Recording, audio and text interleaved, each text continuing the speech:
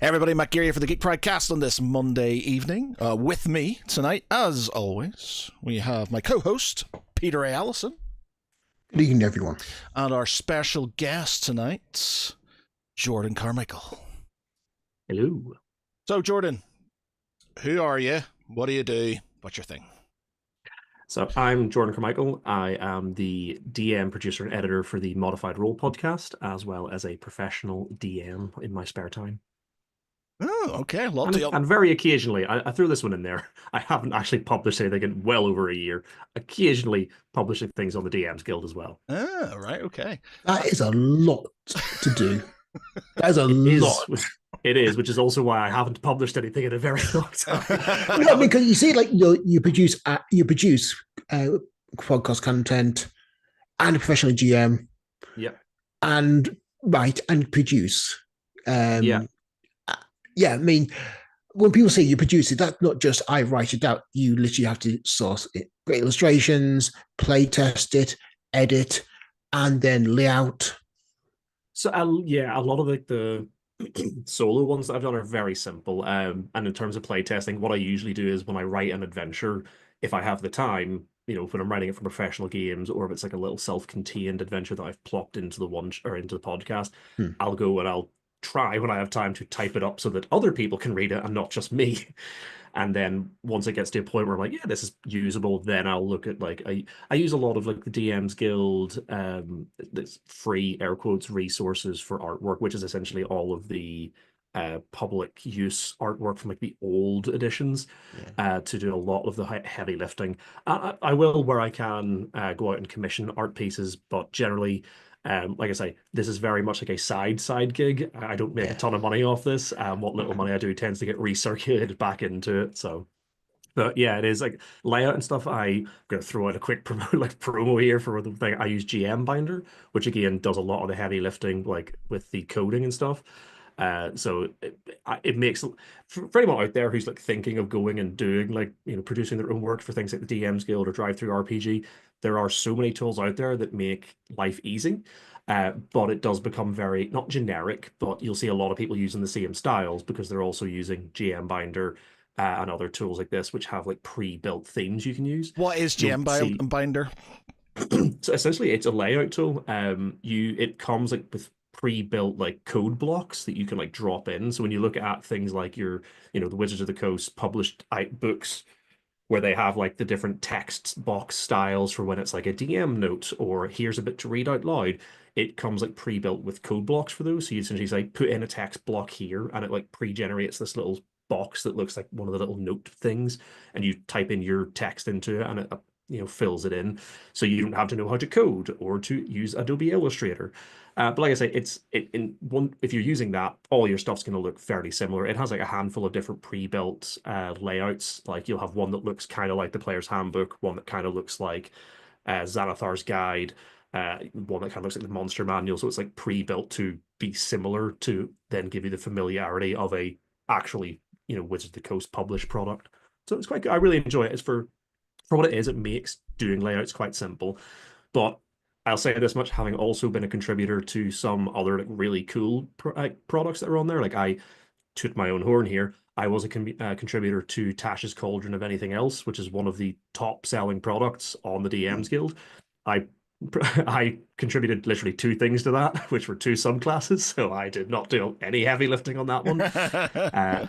But when you look at that, and they have actual like layout artists who come in and do like actual Adobe illustration type stuff for all of that, it's you're talking about a different ballpark of game there. But it's for someone like me who's just doing this as like I've written an adventure, I'd kind of like to sell it. GM Binder's like a great little tool, and it's literally just a website, gmbinder.com. So just gonna give them some free fucking. I didn't ask if I could swear. No, you can swear. You swear away. You just fucking swear as much as you fucking want. I got told off for that recently in another podcast because they didn't warn me. So it's some free sort of publicity there for them. But yeah, it's a great wee tool. I did when my band was, well, still technically a thing, but when my band was still a thing, we were on the radio and we were sort of promoting one of the songs, and I swore just out of habit And then Yeah. just the woman just looked at me like, "Oh my god, did you just do that?" And then I just doubled down by going, "Oh shit, I'm sorry, fuck," and just kept on going. And she had to apologize, and I was like, "Shit, I'm sorry." I was like, I think I can see why you're not technically a band anymore. Barred from the Really? radio. well, we were a metal band, so Well, we that's were just, par for the course then. We should have so expected as part much. of it, yeah. So how did you get started into being a professional games master? So oddly, it was just one of those things where I've been doing it for, at this point, I've been doing it for the podcast for a little bit. I've been DMing some like a local game for a while that then sort of like dropped off because a couple of the players couldn't make it anymore. Mm, And it was one of those things where I think it was coming out of the pandemic. It was like I was looking for essentially I knew they had I think it was the thing that was before Just Start Playing. There was like another thing in the States that yeah. was like helping tie players up with DMs. I was like, I wonder if there's something like that in the UK. And I started looking and I found Rule Dark, which is who I started freelancing with, which is the professional GM service, one of the bigger ones here in the UK. And I realized like, oh, I could be paid to DM. Awesome. And I applied through them and it, for a first time like professional GM, I know there's like I've met a few now through doing different events who just do it off their own back. Having it through a service like Roll Dark made it a lot easier because I just sort of applied with them. Was like taken on as like a freelance GM, which essentially just means that the guy who runs Roll Dark would message me to be like, I've got a game that's like a 40-minute drive from you for X number of players. Here's how much you'll get paid. Do you want to go and do it? I was like, yeah, sweet. And you can pick up sort of like weekly games through that as well. They do it online and in person stuff. So I started doing it through that, and now that I've got a bit more experience, like sort of under me, I still do it through Roll Dark. I'm also now branching out and taking sort of like direct bookings as well. So I've now got my own website, which is alwaysreadytoroll.co.uk, and it's also my personal sort of DM Instagram handle, which is always ready to roll GM if you're looking for some cool photos of some of the games I run. But yeah, no, it's just one of those things where I kind of was looking for different systems for finding games. I was like, oh, there's a system out there for paying GMs. Excellent. I'm going to sign up for this. But Yeah, 'cause, I mean, I've did seen it like well. the professional GMs have really kind of come to the fore in the past 10 years. Mhm. And I mean, I think like back when I started back in the 80s, there was no such thing as a professional GM. No. But now it has. And I've had like friends of a similar age go to me, why do we need professional GMs? And I said, well, now the hobby is so big.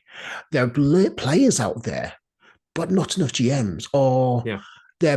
or people out there that want to play, including DMs, but have no idea how to or have the guidance. And that is where these professional GMs come in.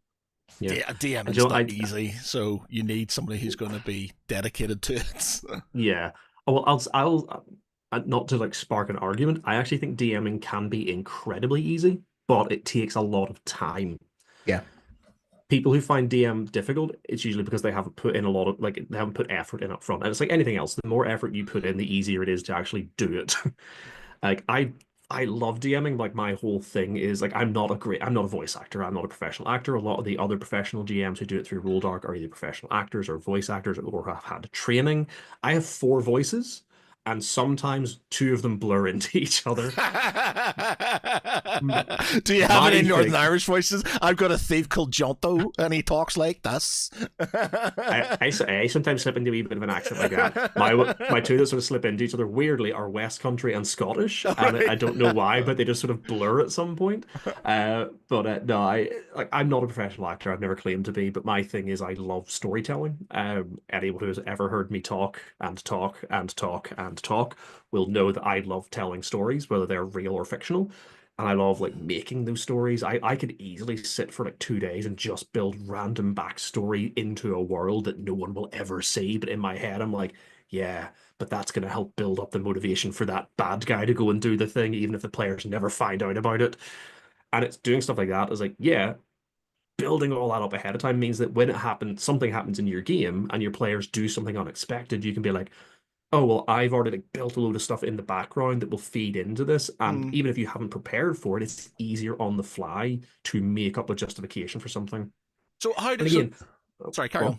No, carry on. I was going to say, so also just to, again, to sort of flip that on the other way, alternatively, you don't have to have like loads and loads and loads and loads of detail, but just having like ideas for stuff, like knowing, like having a bunch of names for different towns or villages, having my big thing is always motivation. You can have a villain. That villain can be incredibly two-dimensional, or they can be incredibly deep with lots and lots of different things. But the key thing to make them seem believable is motivation.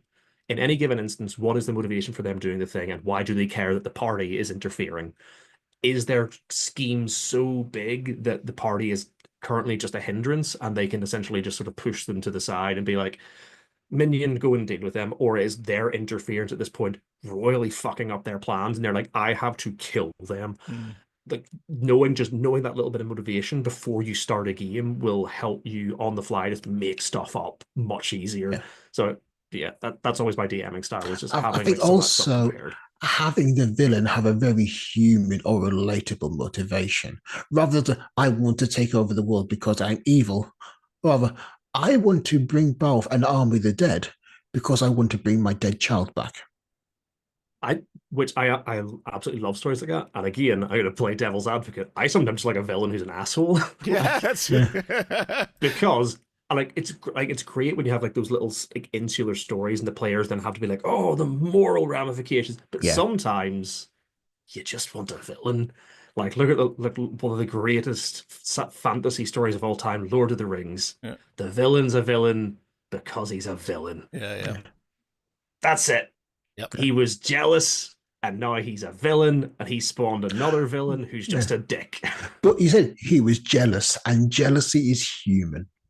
Well, the first one was jealous, and then he made Sauron, who was just a dick. Yeah, yeah. There's loads of stuff like sort of.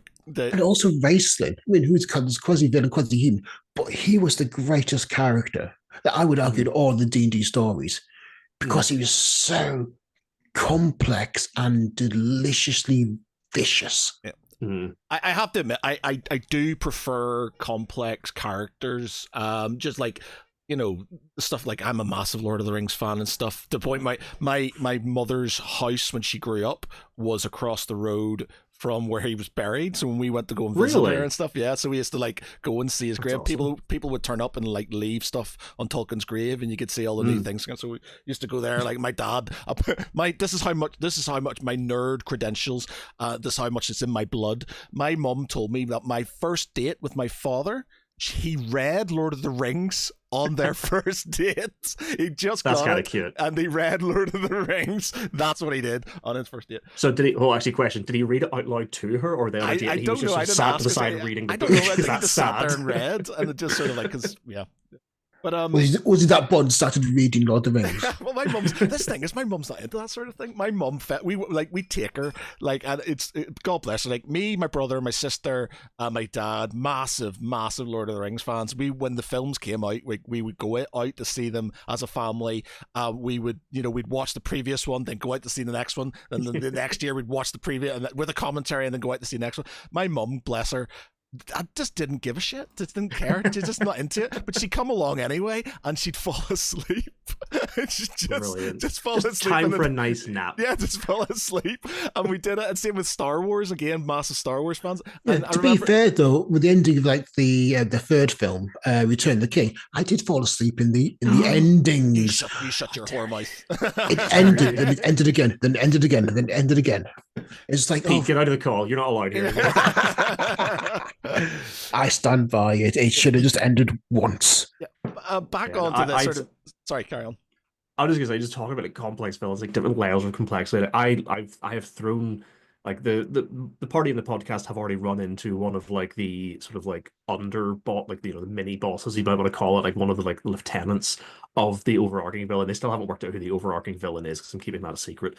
But they ran into this guy, and they've got like a little bit of a hint that he's doing this because his family died. But he's essentially just being manipulated by something that is just a dick and is just evil for the sake of being evil, which again, a lot of people give like Wizard of the Coast and D&D as a whole stick for that. They're like, why do all orcs have to be evil? It's like, because the way they're written, they're literally made by an evil god. If you want to have orcs in your world that weren't made by any, I'm also saying this based on the 2014 rule set, because obviously in 2025 or 2024 they've changed all this slightly. But like, you look at 2014, goblins, orcs, they were all made by an evil god to be evil. I mean, nobody ever says, why don't we humanize gnolls? Why do gnolls have to be evil? Because they're evil. That they are the living hunger of an evil god that wants to devour the world. But suddenly you make them slightly more human, an orc, and it's like, well, why do they have to be evil? It's like, sometimes they just are.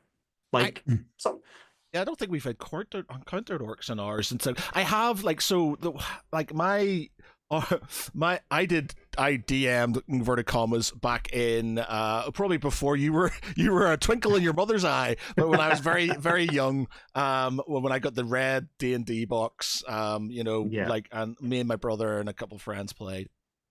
We say played. One of the guys down the road did most of it, and we just sort of kind of rolled some dice and sort of went, wow, this is amazing. But I remember trying the DM back then, but my first proper DM was lockdown. We decided we wanted to try something, and we did a one shot, which was a false hydra, which is fucking awesome. Like, I think if you're trying to get into anything, if you've ever done a false hydra, or you haven't done it, you should. It's, as a DM, I think it's an amazing tool for like doing investigations. You get a bit of everything from it. It's such a good sort of thing. So we did. Fireball is such a great solution. Yeah, yeah. Well, I've not run the false hydra, but I made my own like mini boss creature based on that, because it was only for like a group of like level 5 adventurers. I was like, I'm not having them fight a false hydra, but I had like something based on that, which likewise, for anyone who's not aware of the false hydra, I don't think we should spoil it. No, definitely look for but it.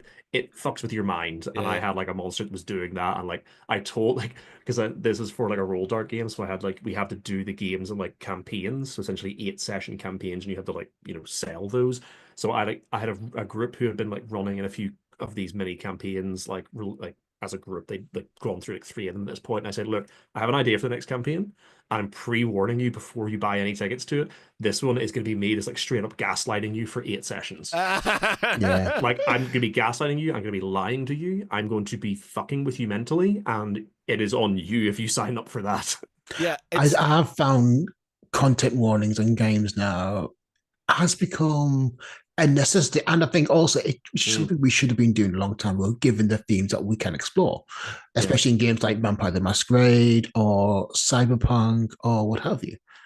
Absolutely. Yep. And so just before we move on to that, I'm going to very quickly backtrack just a little bit, just because I know, because I used orcs as an example, and I know that is a whole different conversation, specifically because if you've not listened to Three Black Halflings, either you guys or the listeners, I highly recommend them.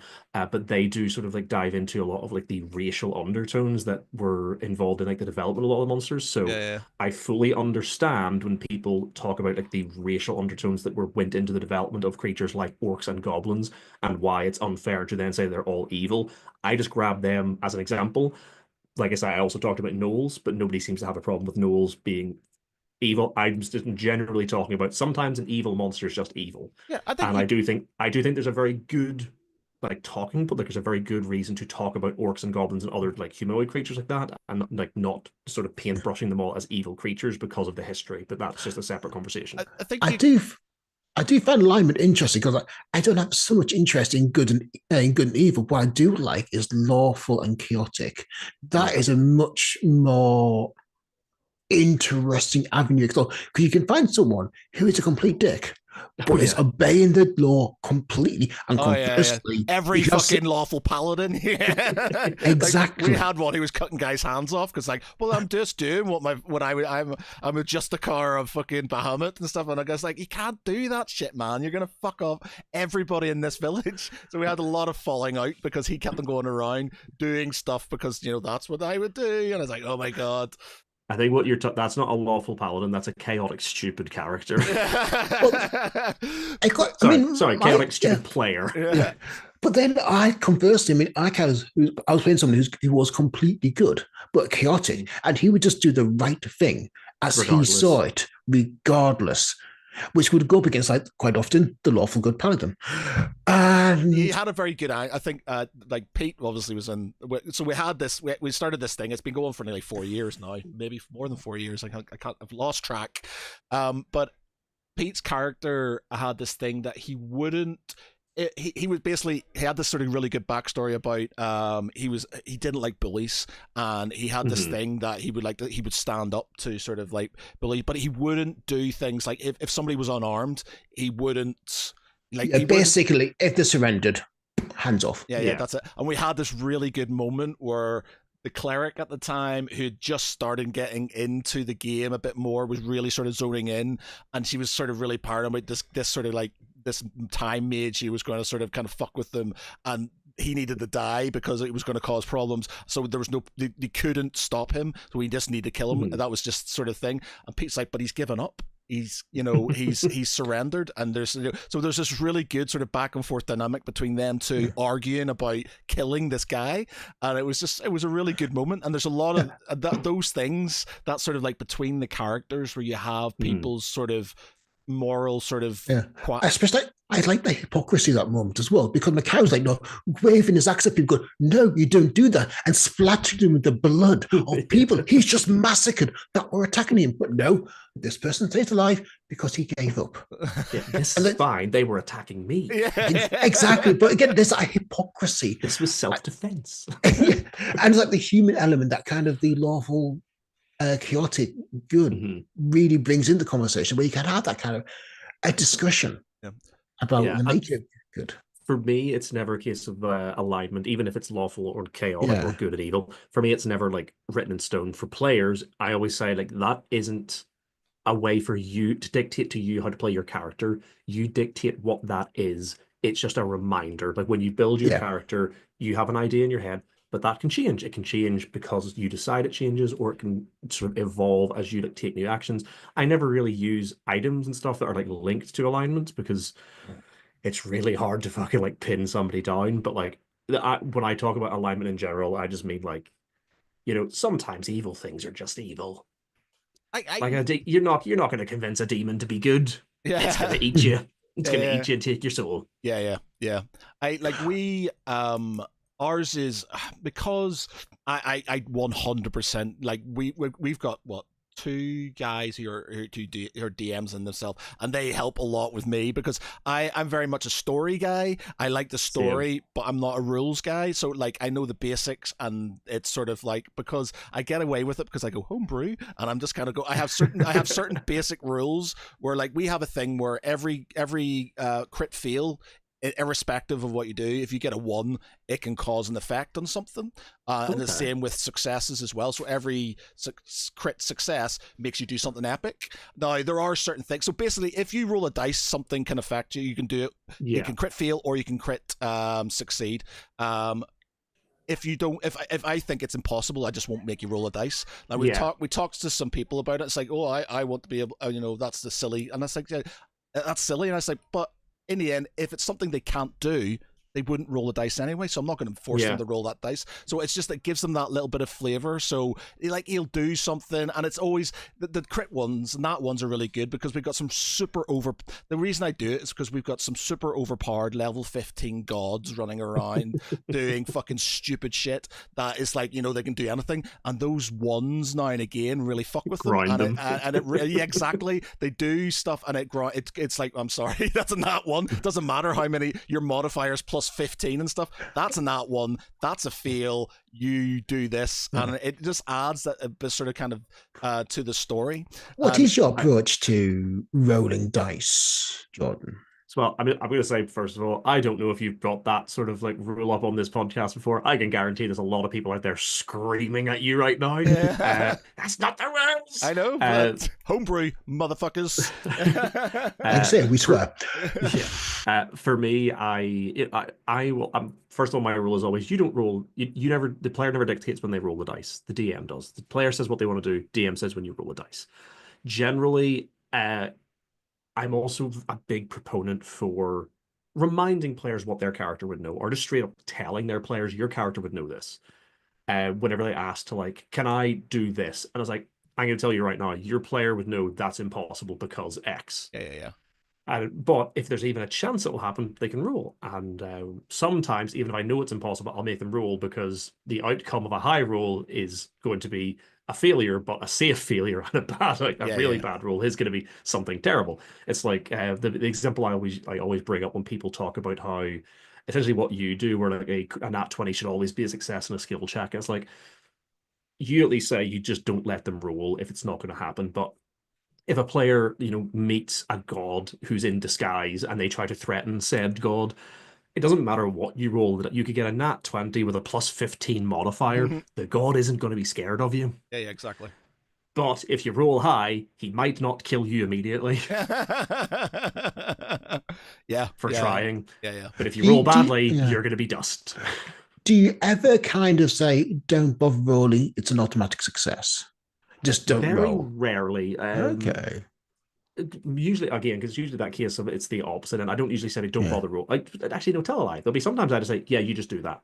Yeah. Like, usually it's something simple. A player, like, if I'll usually say, like, if they're trying to climb something, they'll say, oh, can I scale the wall? I say, well, actually, here you don't have to. You actually notice that, if you look down the building, there's a ladder. Because in my head, I've built up this building. I know they have to have access to this thing, so there'd be a ladder. So I'm like, don't worry, there's a ladder down there. Or on other occasions, I like to use a luck check, which is definitely not rules as written.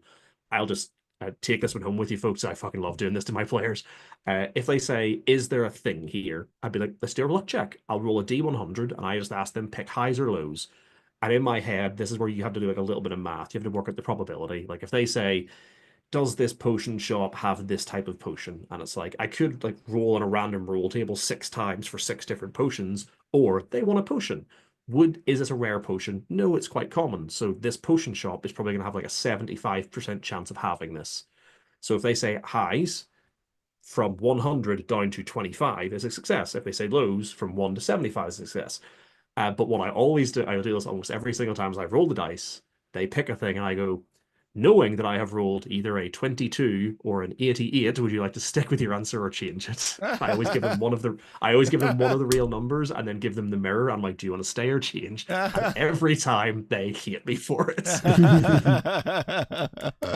I will also say I've pretty much stolen this directly from the guys from Adam Carnivale at Sans Pants Radio's D&D is for Nerds. He does a very similar thing, and I thought it was hilarious. So now I've started doing it to people.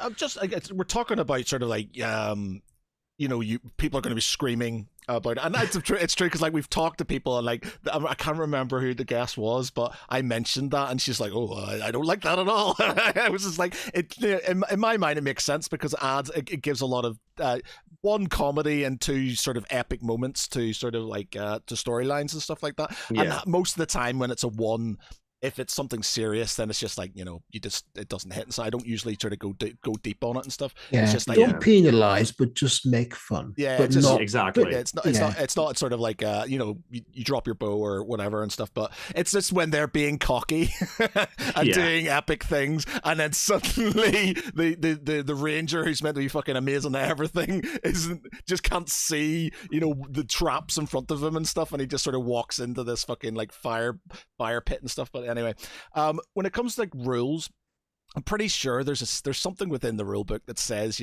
these are a guideline and stuff you can do. Yeah, absolutely. It's usually like right at the beginning. Yeah. So that always gets me. It's like people go, you can't do this. This is not the rules. And it's like, but it says in the book that you don't have to. I was gonna say like I'm fully like on the same board. It's like if you don't want to use a rule a certain way, or if you want to use your own rule, absolutely go for it. My only sort of advice for that is always make sure the players are on board with it. Yeah. Which obviously you guys are going to be like, you guys are going to be on board with it, and be consistent with that rule. What gets me though is when you go on to like any of the D&D advice subreddits and it's like, I use this homebrew rule and now my game's broken. What did I do wrong? And the reply is always, you use that broken homebrew rule. That's what's wrong. It's like, if you're going to use a broken homebrew rule, don't fucking complain when things go wrong. Yeah. We like I said, it's more with me. The rules are there to facilitate the game. Yeah, to facilitate the game, but they're not hard and fast. Like there are specific. Like when I first started, we had a few sort of issues.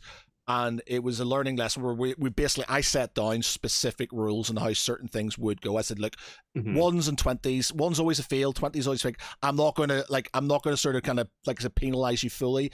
And then there's half the time, it's just going to be, if there's certain things, it's story driven. I always said, everything about this is is a story. I'm not out there to kill yous. I want yous to kind of, one, because we're trying to stream something, and two, because I've built a lot of backstory and stuff into this. I like the story. I want you to meet these people. I want you to go forward. I want you to beat the BBEG. I want you to do this and stuff.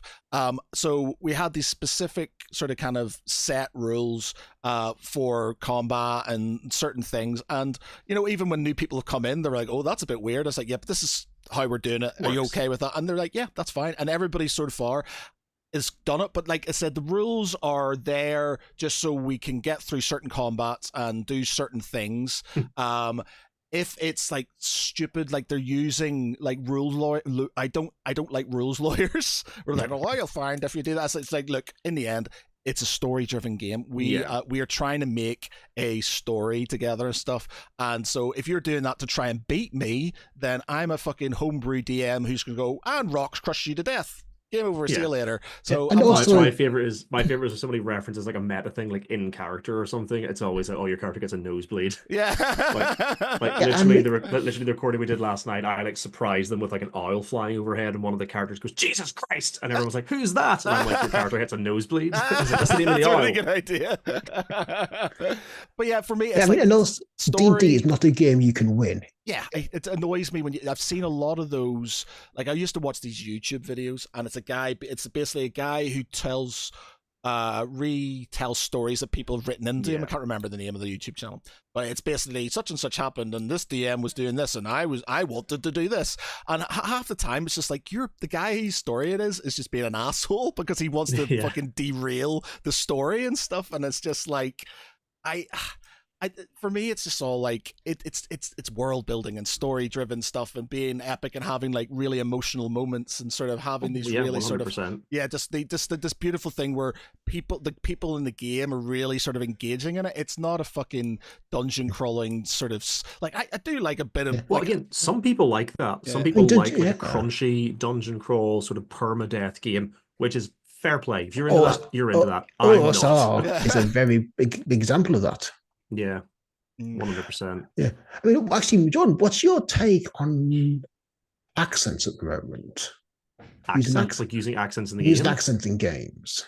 I mean, I'm never going to like come in and I was about to do a very bad Chinese accent as an example and realize that would be a very bad thing to do on a recording. So I'm not. But like I do like, oh, I'm from the West Country, which could be that could be sort of seen as being like a bit hurtful, but like I'm just trying my best. I'm very bad at accents, for the record. I'm trying my best to make a genuine. I've been out working the fields, and also I'll do like a Scottish accent. I'll never try to like. I very recently went into like a sort of Russian accent. Protector of city, big strong man. Yeah. And like I'm never trying to be like hurtful, and I do think using accents is fine so long as you're not doing like a stereotypical sort of 70s or 80s American sitcom Chinese sort of like outwardly overtly a racist, basically. Exactly.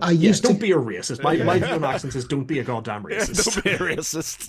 Because I mean, I used to, when I first started playing Draken, I gave him a kind of this Russian accent. Yeah. Do you know what, Pete? I never took it as a Russian accent. I didn't.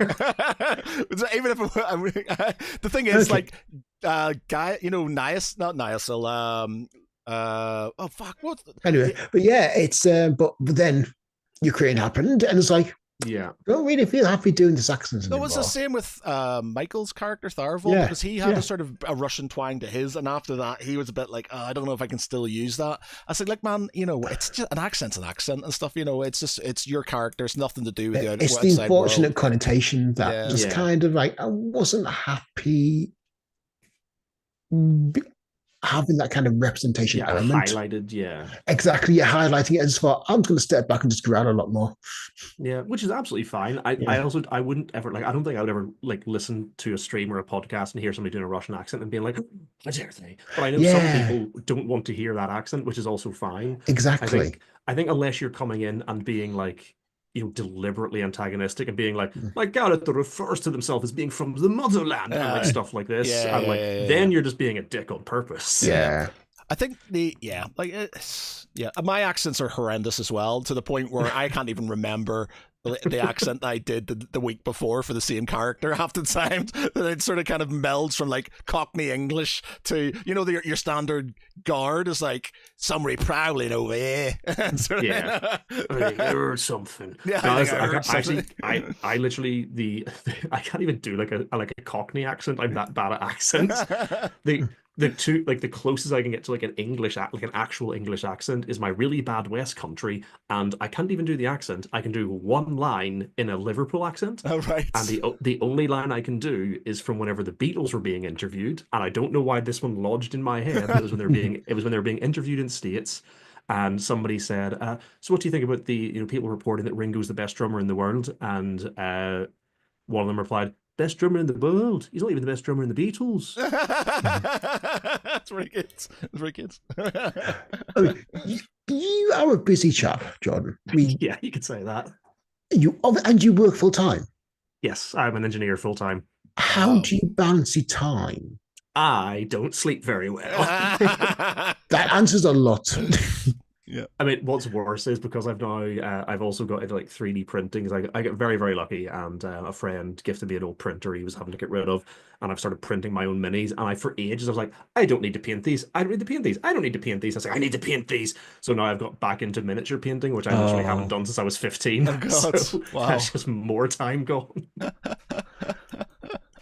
How do you, with obviously being a professional DM, again, it's something like I have to ask questions. Like I know, like I said, I know the basics. I'm just, as long as it moves the story forward, I'm sort of happy enough to take sort of people's views on it. But how do you, as a professional DM, I'm guessing you have to know rules a lot more succinctly than I would. How do you sort of get? How do you cram all of that into your brain? So I actually thought until very recently that I was pretty good at the rules until, like I said, I was guesting on other friends' podcasts recently who I know through the professional DMing thing. And as a player on his podcast, I was like one of the other players was asking about a rule, and I was like, "Oh, it works like this," and he's like, "No, actually, it works like this." I was like, "What?" There's literally a moment I've told him he has to clip it up for me. There's literally a moment where I'm like, "I swear I'm a good DM. I swear I know the rules." Because I literally within the space of an hour had to be corrected on 3 different rules. I was like, oh my God, I'm supposed to know this. But no, genuinely, it's if you say it with enough conviction and the other guys don't know the rules, for a one shot, who cares? Yeah, just be consistent. Yeah, and for like a long form campaign, I'm more than happy to be like, give me 2 seconds and we'll Google it quickly just to make sure we're doing it right. Yeah, and like so long as it doesn't derail things for more than like 5 seconds, you can look up a rule. And if the players know it better than you do, like especially for like player abilities, especially coming in the 2024 rules, I haven't had time to memorize the player's handbook. Yeah. I haven't even had time to fully read the player's handbook. Like, I'm going to assume that if you rock up with a character, you know how your goddamn player works. Yeah. Like, or a goddamn character works. And I'm going to assume that they know the rules. There'll be some that I'll be like, that doesn't sound right. Are you sure? You like read it out to me, and then we'll like, there's like no like the verbiage means this. Because that's actually annoyingly that's one of the most important things about being a DM is often interpreting what the rules mean. Yeah. I think also people don't know what they mean. I think also it's not so much knowing the rule, but just know where the rule is. Exactly. But instead, know your story. Know the story you want to tell. Know the background information, and just know where the rules are when you need to. Bookmarks.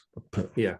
And it's interesting to say about sort of interpreting the rules and interpreting the rules. I was just interpreting the rules. There's a lot of the times where my car, again, because a lot of them are very experienced, and they're like, yeah, I'm going to do this. And I'm like, can I see the wording of what's the spell? Because it's like, I don't know it, but I'm pretty sure that's not how it works. That's not how it works. I'm kind of like, yeah. So it's like they'll do it, and then I'll read through it, and I'll go, yeah, but it, the way that's worded, it kind of says to me that you can't do this, and you're just chancing your arm, thinking you can do this now and stuff. The two big ones that always crop up, and I always have to ask if somebody has taken the spell, is first of all is Thunderwave, because the way I can't actually remember if they've reworded it or not in 2024, but the way it's worded in 2014, it sounds like like you're at the center of a cube and the cube emanates away from you, but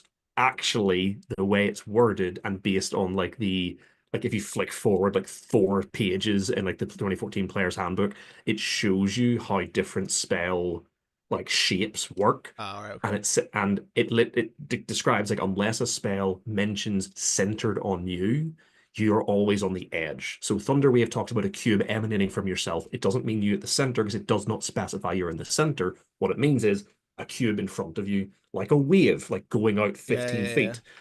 And like this was literally a sage advice that I had like bookmarked because so many people would argue this to me. I was like, no, here's Jeremy Crawford telling you you're wrong. yeah. But the other one is spell line of sight. And again, this one just for anyone listening who doesn't know this.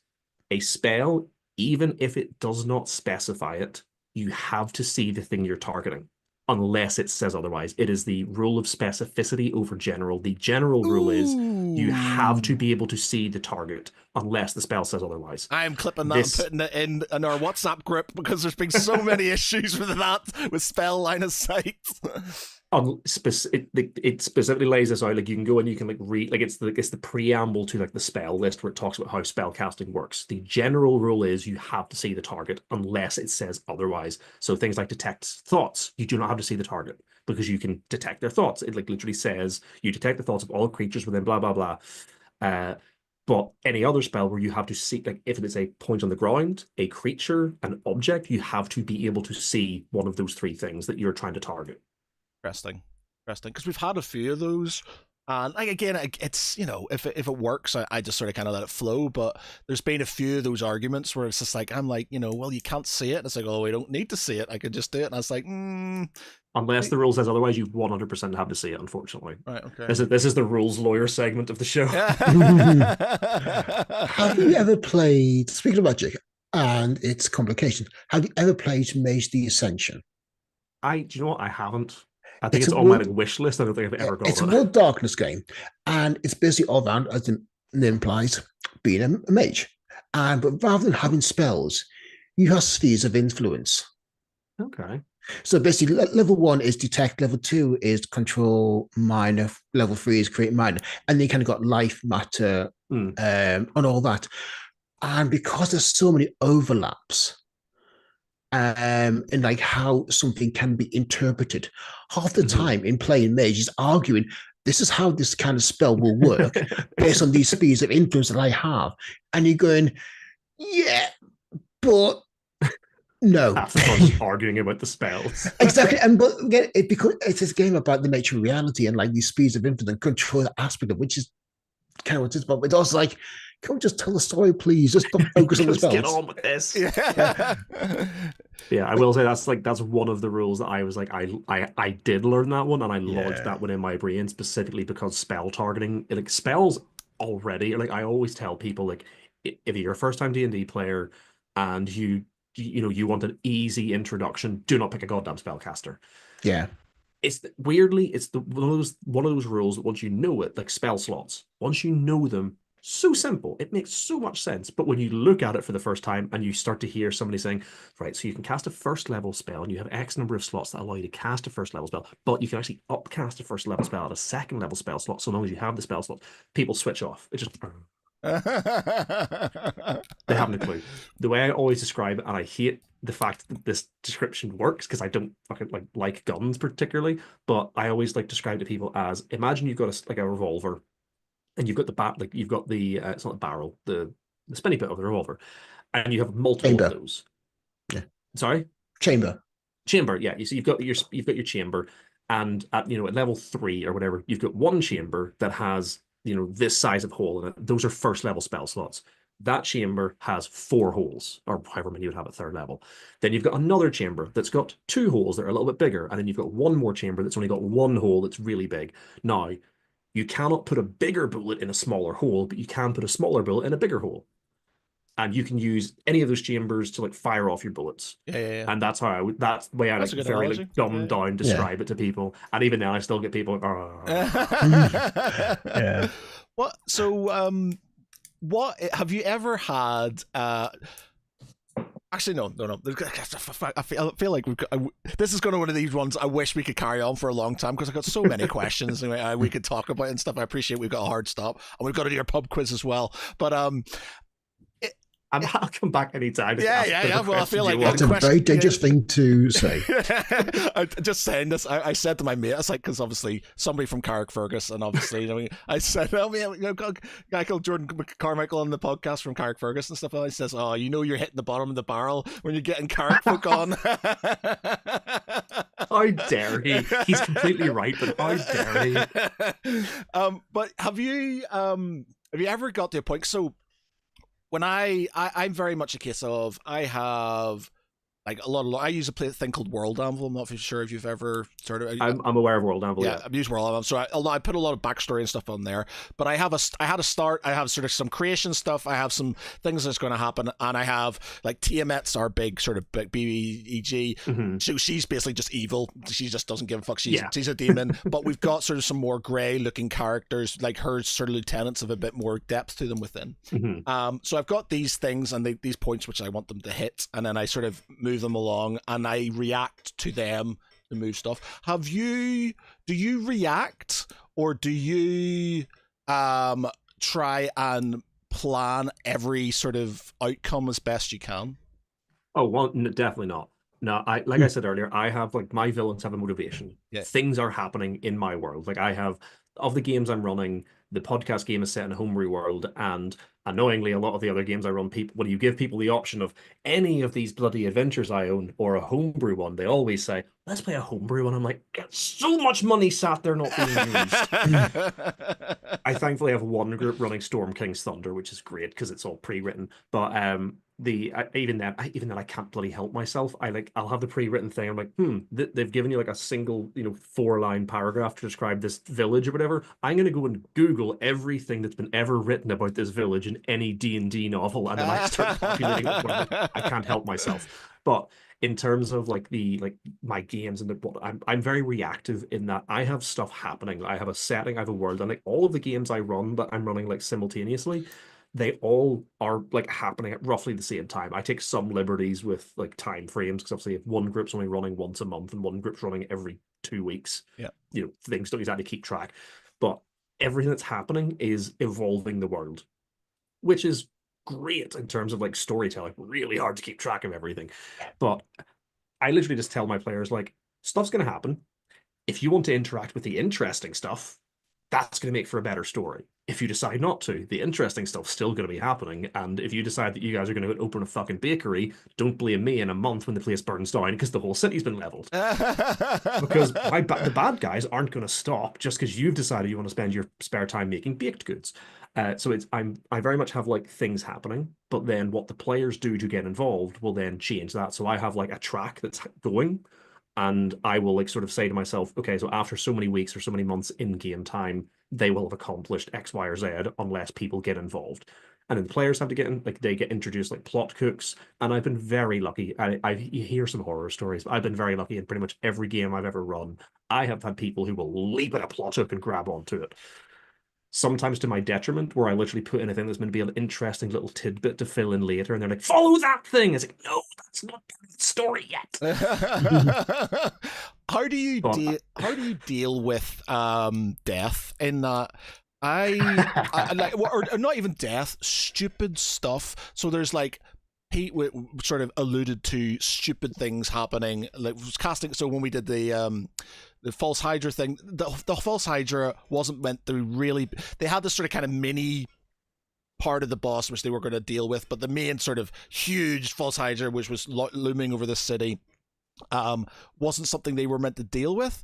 And Pete had this thing where he was gonna he jokingly, well, I thought he jokingly said, I'm gonna cast fireball when I see it, and I was just like, ha ha ha ha. And then very funny, Pete. Good one. Yeah, very funny. And then we're doing things, and then suddenly I just see these dice roll across the screen, and I'm like, what the fuck just happened? And he went, I cast fireball. I was like, dude, you're gonna fucking wipe out the entire party. So when shit like that happens, do you just let it happen, or do you give them a chance to try and rectify themselves before they TPK everybody? So that's one of those instances where I'm just gonna be like, guys, the thing you're looking at will, like, I literally did it like in one of the D&D. Oh, that's another thing we didn't talk about at the introduction. I actually met Pete first of all doing the D&D at Elvis in a Castle event. Yes. So at the last one I ran, I was doing like a pirate. It was a pirate adventure. Was the last one I was there for, and I had this whole. Essentially, I 3D printed a Kraken, and I was like, I'm going to use a Yes. Kraken, but for like level 5 adventure. So I like told them straight up when I put the Kraken down. I gave this really like intricate description of the scene and the Kraken appearing, and then the second I finished, I was like, before any of you try to attack this thing, that is not the plan. This is a like timed encounter. The Kraken is more of an environmental hazard that is going to be like pulling people off the ship. The second it appears, the captain shouts, "Keep it busy for 1 minute."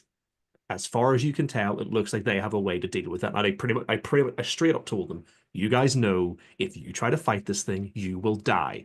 No sort of saves, it will eat you. And it was just like, and it became that thing. It's like you just tell them, and they're like, "Cool, I know not to try and fight this thing. I'm going to instead try and stay alive." I find it interesting that you set your characters at level 5. What was the thinking? Interesting, and well, 5 is good for. I find 5 is actually a nice sweet spot for new players. Yeah, because you get access to a couple of interesting spells, so they get that opportunity to like, you get. I have a bunch of like pre-gen characters for different levels. You hand over a level 5 sorcerer and tell them your big spell is fireball. yeah, And they get to have that moment in the game of blowing shit up. But there's not so much as to be overwhelming, especially if you've got like a pre-gen character. You can lay it all out and you can tell them ahead of time, this is the important stuff for you. Like I've highlighted it. This is what you need to worry about. I find that levels 1 and 2 are too squishy, especially for new players who don't really know what they're doing. You can kill them with a couple of goblins.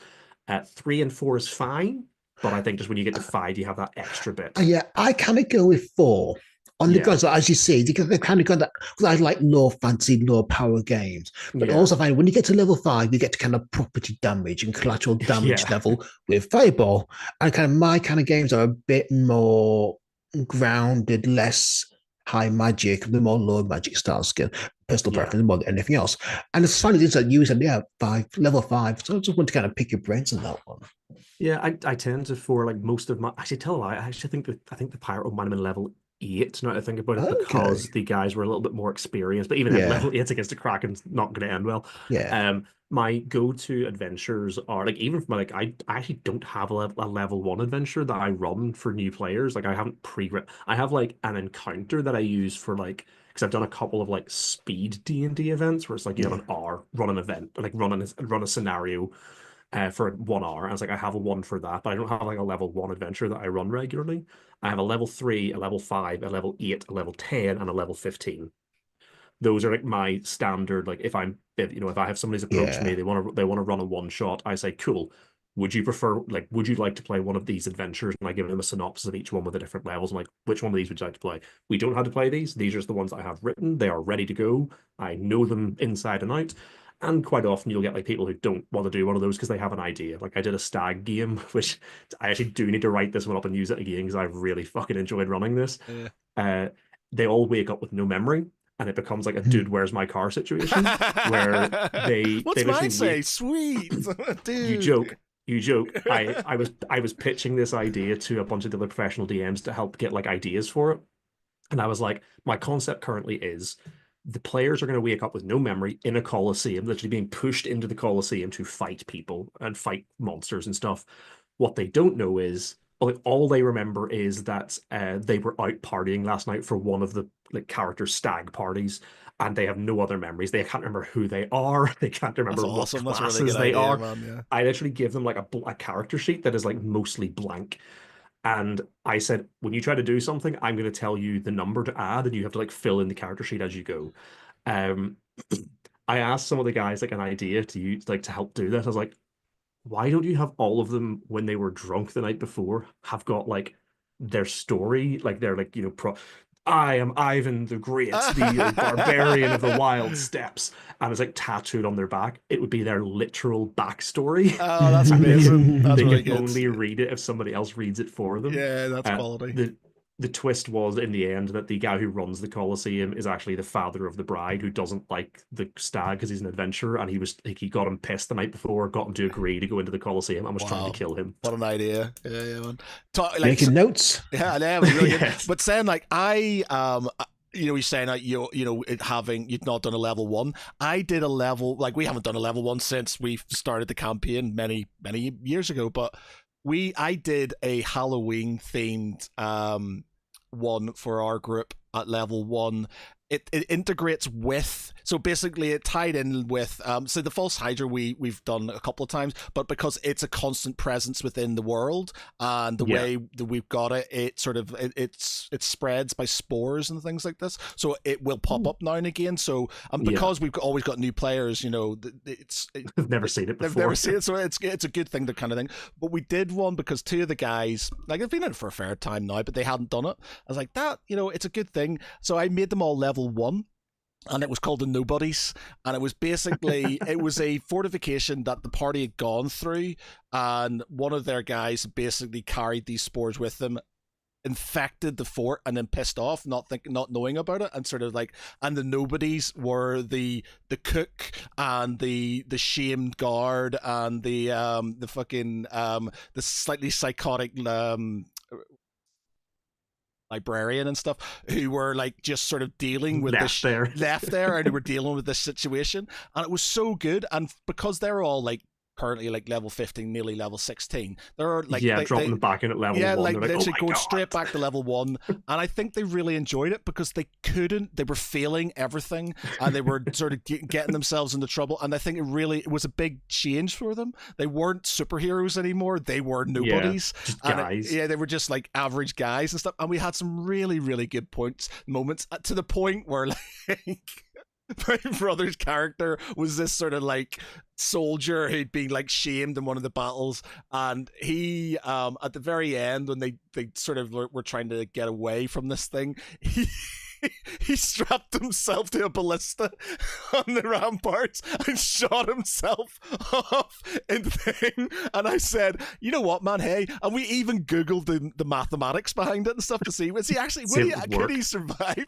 And we did it right. He broke both of his legs, and then we broke both of his legs and blah blah blah, and then we just left it. And then I dropped that character in. My brother's character was going through the same area where that fortification was, to see what was happening. And I said, yeah, you sort of like, you hear this sort of like, he had him like Butcher from The Boys, and they like, it's the only YouTube videos where I've had to put a one of the ones where you have to put on, like, there's lots of swearing, basically kids gonna watch this because the C-bombs dropped a lot. And he's just like, and you just hear the C-bomb, the C-bomb being like in the middle of nowhere, and my brother's face just lit up, and I went, no, and I was like, yes, it's him. And he sort of goes and he finds this guy, and it's just like, it was just having that little moment where it's just like, it was something that they did as a, like, because we had some downtime, and we thought, we'll do this, and then that character's now in the world with them and stuff. Like written into it. Yeah. So I see time is rapidly continuing, descending, and we need to squeeze in the pub quiz at the end. Okay, sorry. I feel like we could carry on for a long time. Like I say, have me back whenever. I love talking shit like this. But while you're getting ready for pub quiz, I'm going to very quickly, because on the same sort of theme as that, have you guys ever read The All Guardsmen's Party? No. So this is a green text. I think the guy has now like typed it up properly, but it was originally just like a bunch of screen texts or screen grabs of like green text from like 4chan or some other like message board, where it was this guy who was playing in a Warhammer role-playing game, where it starts off with him being like, I genuinely thought our like GM was a psycho. Because what he had the guys do is he had them turn up, he had them all create their characters, and then he would like just drop them into like an unwinnable battle. So they'd be like, oh, we were dropped onto like this planet and we were fighting off like Tyranids and we thought we were winning, and then all of a sudden they like burrowed up from beneath us and started like destroying us. And like 3 of the characters died, but 1 manages to escape. And then he said, and then the next time we turned up to play, he handed, like, we wrote 4 new characters. And in this one, we get dropped onto a world where we're fighting the orcs. And this time we managed to push them back, but then the fucking Tau arrived from behind us, and then 2 of them escape and 2 of them die. And he said this just kept happening over and over and over again.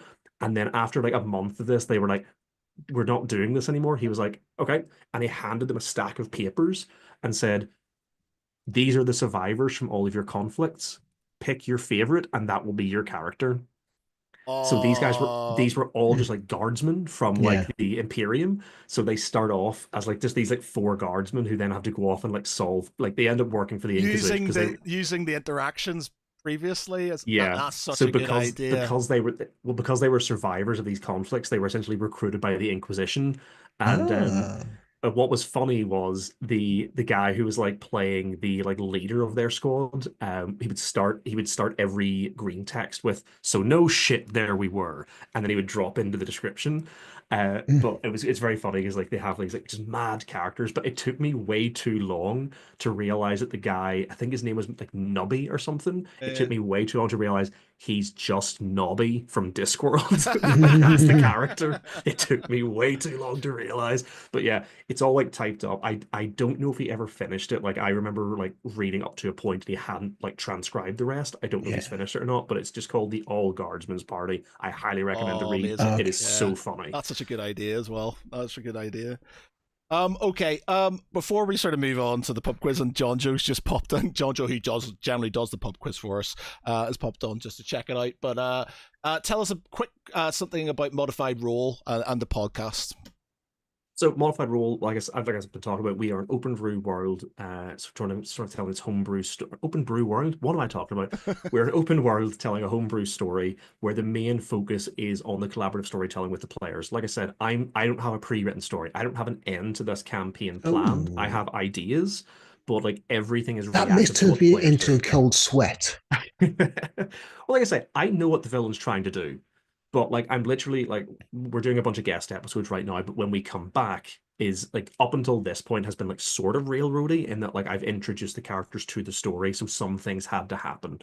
And again, like I say, I dangled the hook the players leapt on it. There wasn't that it wasn't so much as like doesn't matter which way you go, you're going to end up in the story. They leapt for the story. But I've told them like once we come back from these guest episodes, I'm pretty much going to present you guys with like three different missions from the king, and you guys get to pick where you go, and they can decide which of those missions they follow. And depending on what they do, that is then going to shape how the story develops because they're going to stop one thing, but not those two other.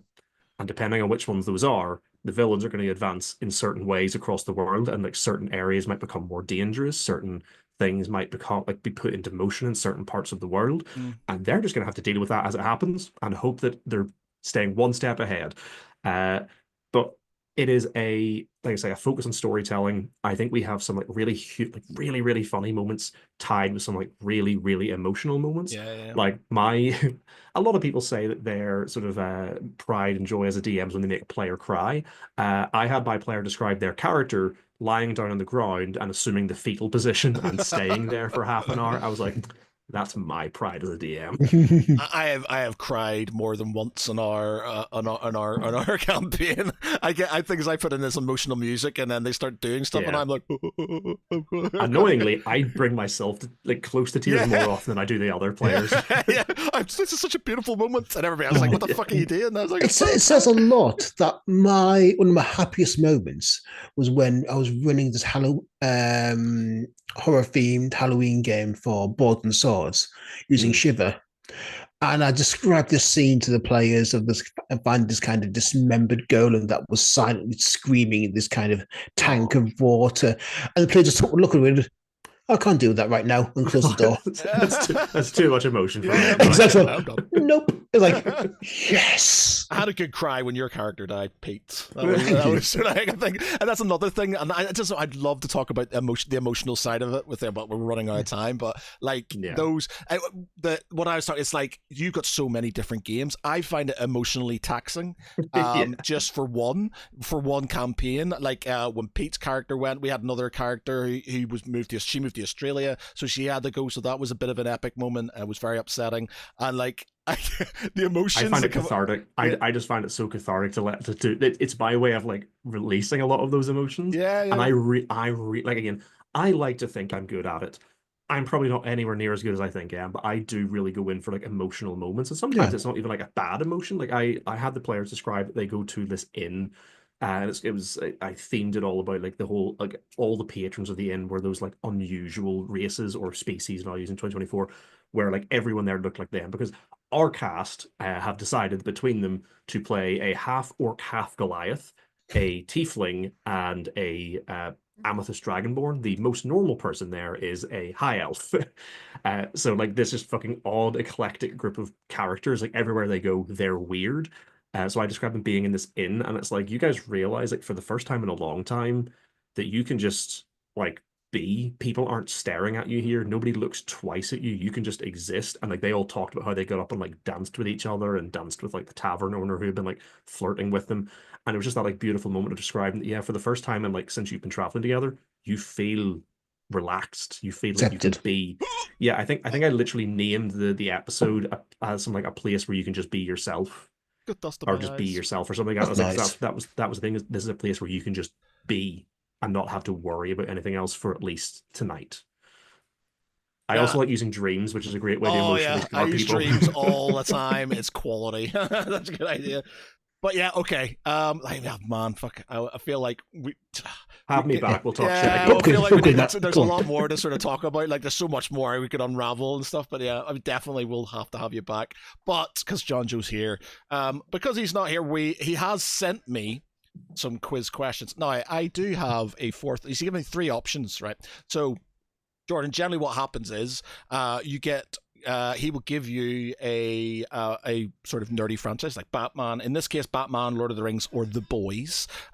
You choose one. D&D. I thought it was going to be in. Yeah. Well, the thing is, my option is I've got a fourth one. You can have D&D, but it's very much what I can find in Google and Wikipedia. There's only a couple of the things that I found that I knew personally. So, you know, you can go for some of them. I think are slightly hard, but you being you might find them super easy. So you never know. But you've basically got. This is the thing. Having very recently written a D&D quiz show for UK Games Expo that Pete was on, I'm well aware of the sort of questions you get when you Google them. So. And it's another one of those ones where like I love Lord of the Rings. I have watched the movies in a number of times. I've read The Hobbit a number of times. I've tried reading the books, and by God, that's a slog. So I'm. Anything that Batman, the I think I know all about ones Batman. that I've asked Google for. They're ones that I've found the sort of thing. So it's more about the editions of D&D and background. Oh, editions? No, I'm a 5e baby. Like I only started playing the game 10 years ago. Just so you can either have Batman, Lord of the Rings, The Boys, or some D&D questions. The problem is, I know for a fact if we go Lord of the Rings, it's going to be a bunch of names I can't remember. So let's John try. Joe is quite forgiving with his questions in his defense. They're not super hard. Let's embarrass himself. Let's go with Lord of the Rings. Okay, right. So, Lord of the Rings. Question 1: which actor famously broke his foot after kicking a helmet in The Two Towers? I always forget his name. I know it's Aragorn, but I always forget his bloody name. It's of course it's Aragorn. Yeah, played Satan in The Prophecy. I just always forget his name. I can picture him out of costume, which is always jarring to me. I'll give you a hint for his name. And it's like sounds something like Rick and. Oh, Mortensen, Viggo Mortensen. Yeah. Yes. There you go. Okay, very good. One. Who are the 2 sons of Denethor II? Oh, they are fucking. I knew you were gonna ask me loads of names. The meme as well with the arrows. Oh, My dog's named after it. That doesn't help. He's TikTok famous. Boromir. Yeah. It's Boromir, and the other one is called No, Denethor was that was who you just asked, wasn't it? Yeah, Denethor is the steward. It's his son, the son who you wish I would have died instead of him. I do. Yeah. Faramir. Yes. There we go. And finally, what race was Gollum before he succumbed to? He was a hobbit. He was indeed. I believe he was a brandy buck. He was. No, he wasn't. He was a different one because he wasn't from the Shire. They were a. Oh God, this is me. He was offshoot. It was some. Fuck, I can't remember. Okay, we'll give you. That's 3 out of 3, sir. Very good. Pete, you can have D&D. I love D&D. I'll humiliate myself. Okay, awesome. Right. Okay, these are. I think they're quite hard, but you could get them. We all know that Gary Gygax created D&D, but who was the co-creator? David Arneson. Wow, very good. Oh, damn, I didn't know that one. Yeah, there you go. What was the year that D&D was first 1974. released? Boom! There you go, straight in it. Right, I feel like okay. Now I've got a okay. I've got a couple of other ones here. Let's okay, right. Okay, Pete, this is it. All right. How many publications since 1974 have there been of D&D? Now, just the D&D rules, 4. not supplements and things like that. So there's now this is just literally me going on Wikipedia and counting, but it says publication and there's Lots. how many? It's 1974 to 2024. How many do you think there have been? I'll give you. If you don't think you'll know, I'll give you 3 options. Okay.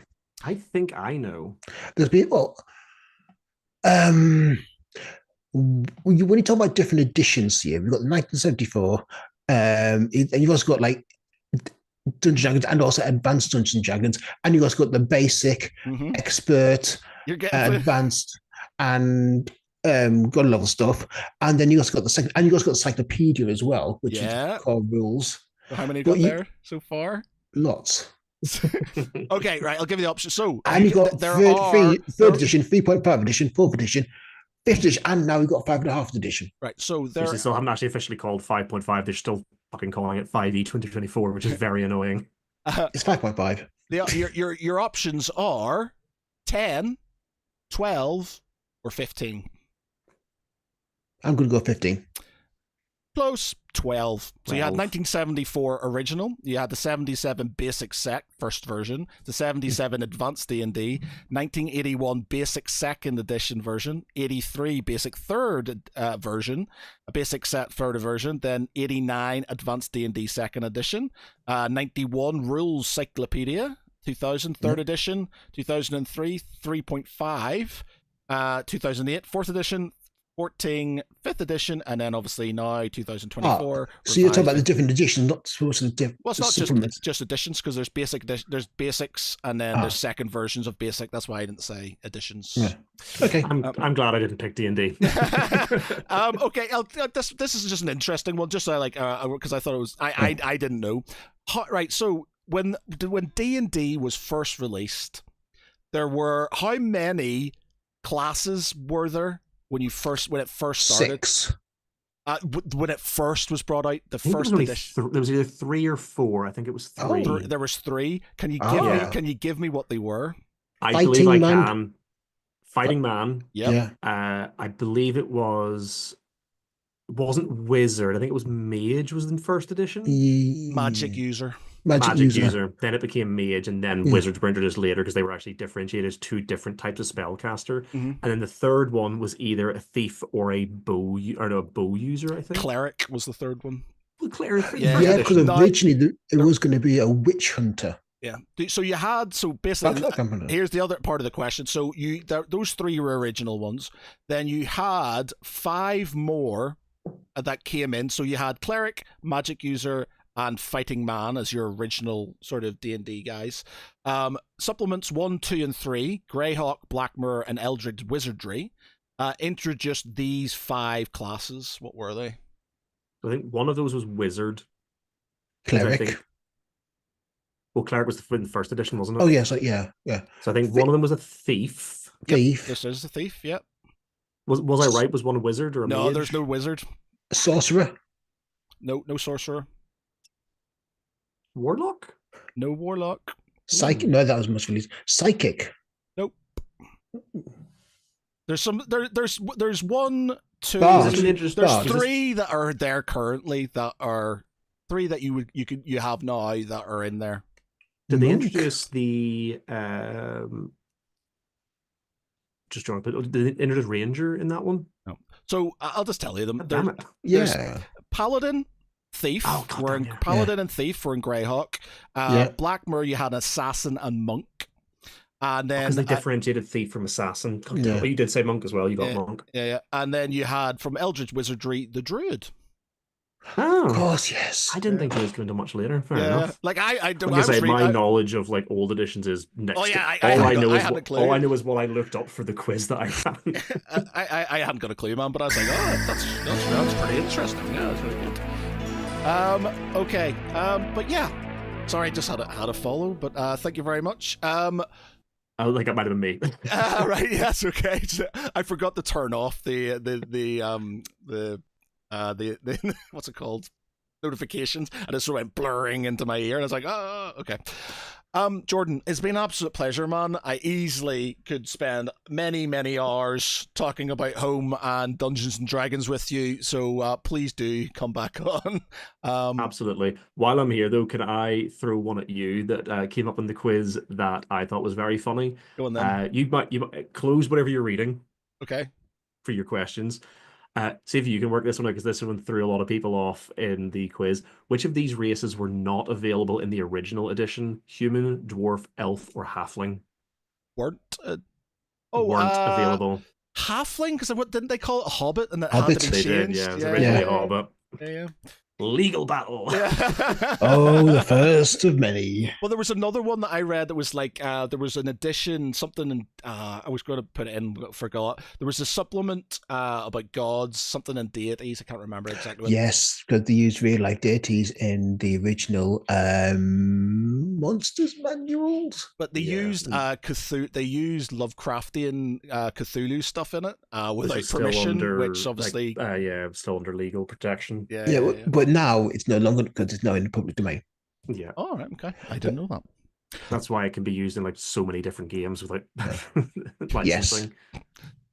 Right, yeah. Well, we're nearly bang on time then. I really appreciate it, man. It's been a pleasure. Thank you very much. Good luck with the podcast.